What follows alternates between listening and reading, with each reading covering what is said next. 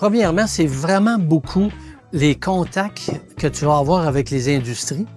Puis, ça t'apporte aussi une idée de qu'est-ce qui s'en vient dans l'industrie minière, le développement, puis qu'est-ce qui peut arriver dans chaque région qu'on nous sommes, parce qu'on a l'Abitibi, mais aussi Matagami, le Grand Nord. Ça nous apporte beaucoup de la nouveauté. À quoi qu'on peut s'attendre dans les années qui s'en viennent. Ça, c'est très, très, très important. Puis aussi, mais c'est un regroupement aussi de beaucoup de gens d'affaires qu'on se reparle. Qu'est-ce que ça va donner à toi? Ça va donner quoi à l'autre? C'est beaucoup, je te dirais beaucoup les contacts avec les gens du milieu féminin qui nous apportent beaucoup parce qu'on est les premiers à avoir des informations. On a quand même les gens des grandes régions comme Montréal, Laval, ainsi de suite, Québec, qui croient qu'on est en train de défaire tout l'environnement.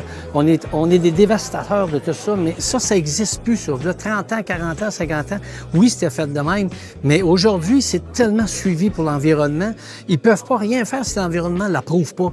Alors, c'est assez de montrer à ces gens-là qu'on fait très attention à l'environnement, les oiseaux, les animaux, tout est bien sculpté à la loupe pour s'assurer que tout est correct pour l'environnement. Amos est très impliqué. Nous sommes dans les plus actifs au Québec et même dans le Canada. Puis, on donne en fin de compte un gros exemple aux autres régions dans le Canada ou dans le Québec que ça prend l'implication. Puis, c'est une bonne chose pour bien faire connaître l'ICM. Puis, à Amos, on le fait super bien.